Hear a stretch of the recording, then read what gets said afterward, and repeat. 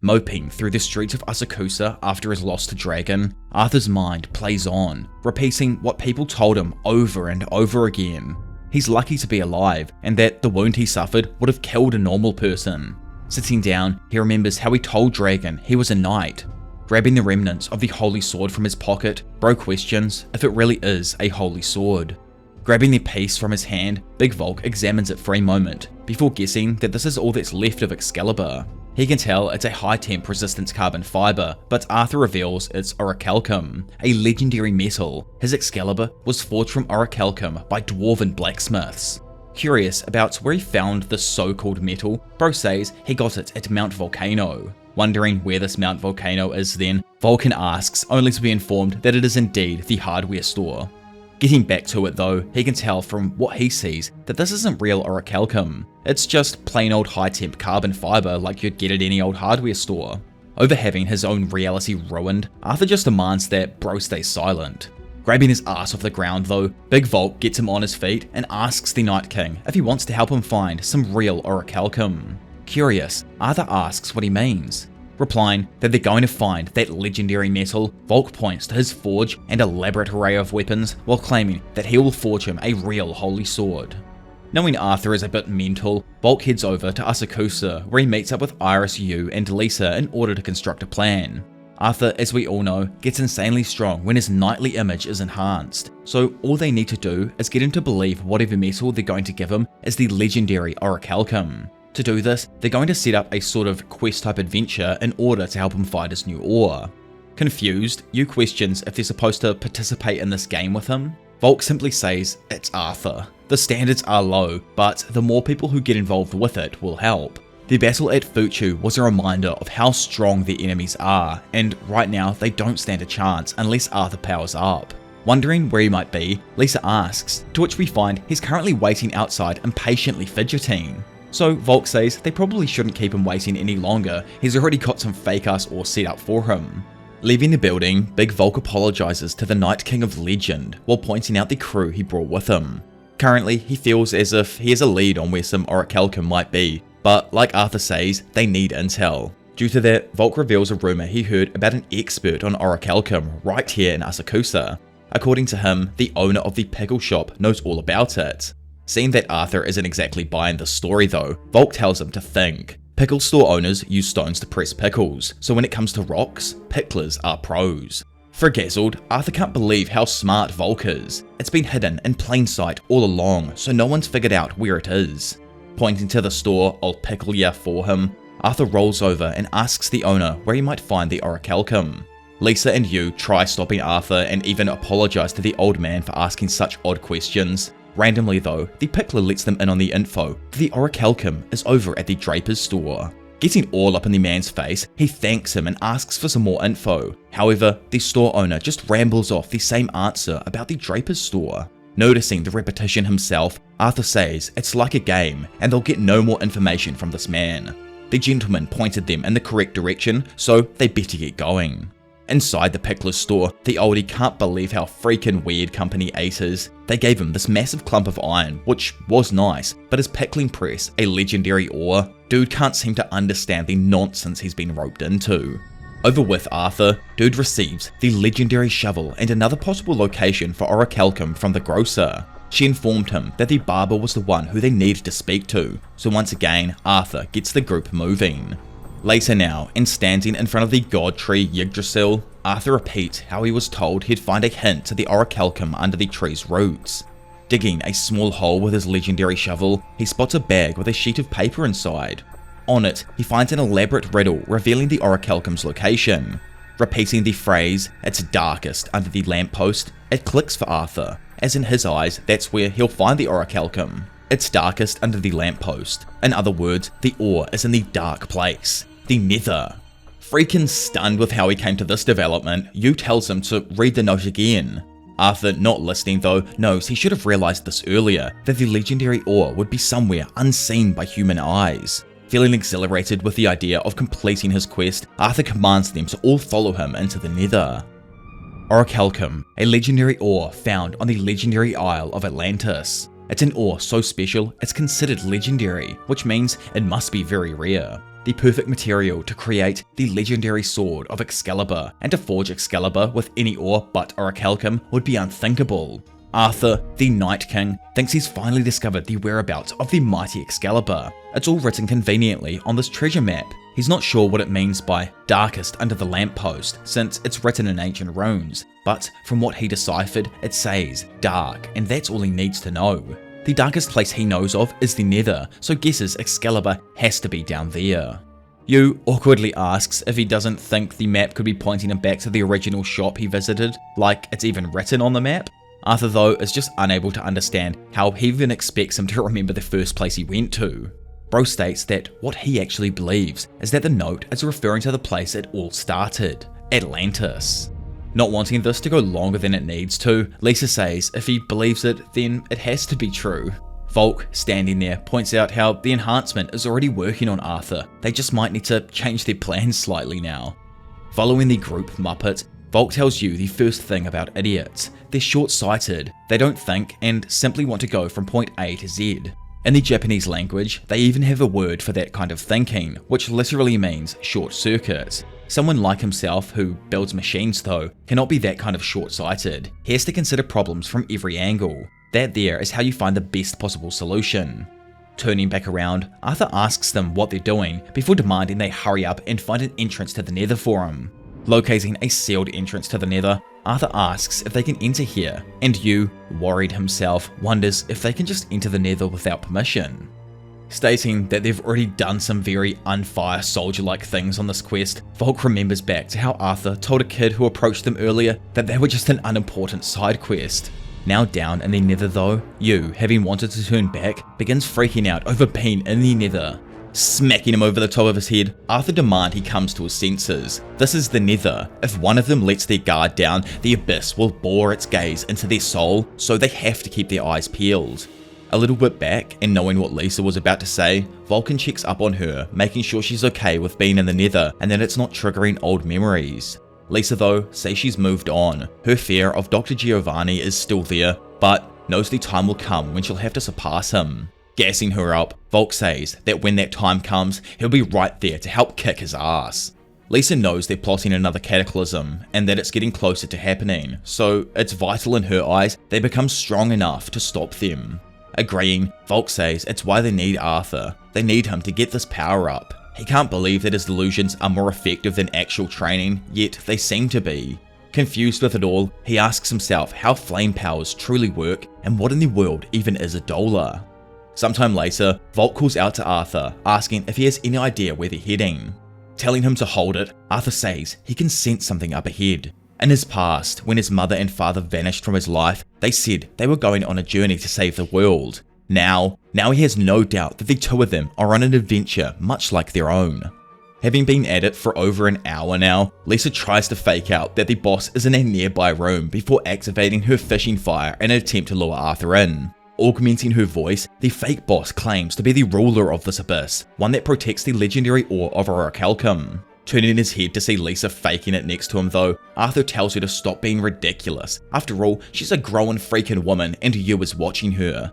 Kind of annoyed, Volk tells her to stop trying to help him as well, as that kind of foolishness will only ruin the quest.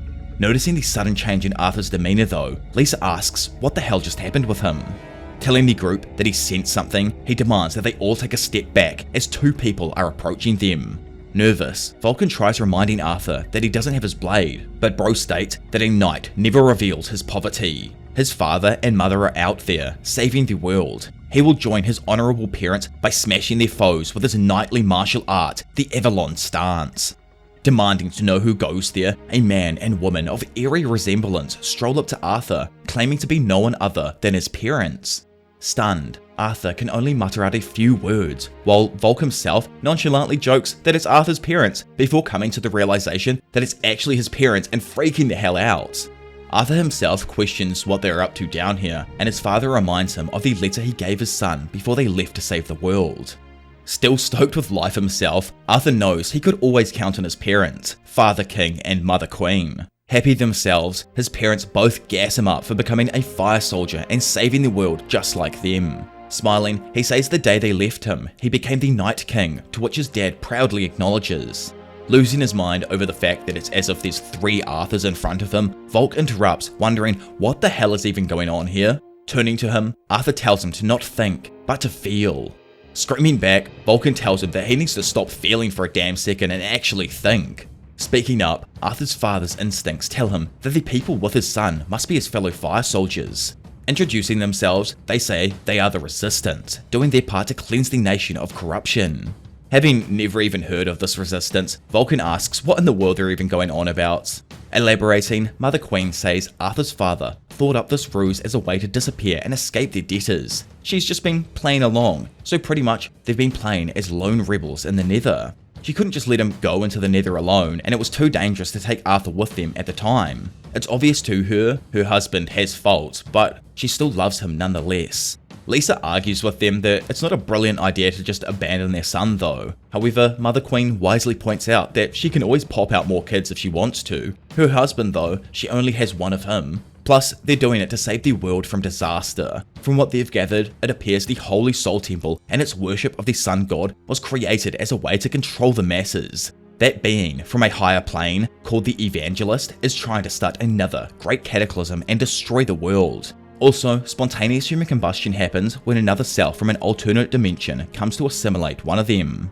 Absolutely blown away with this information, Vulcan questions where in the world she heard that, to which she reveals that it was all her delusional husband.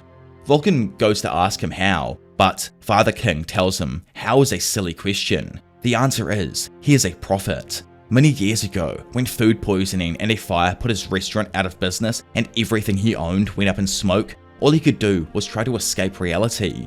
Since that day, whenever he was stuck, he'd look inside his hat and find a sky full of stars. While gazing at the stars and the planets inside of his hat, he began to understand the truth of their own world. He saw it all inside of his hat. In the midst of all of those stars and planets, he saw the danger facing their own. That's why they're here in the Nether now, doing their part to save the world. Vulcan immediately blows the story off, not wanting to believe some old gooner. Still, Father King continues elaborating. Their civilization, everything they think and know, were manufactured by the Evangelist. Finding this almost too perfect of a coincidence himself, Vulcan wonders if maybe it's a trap here.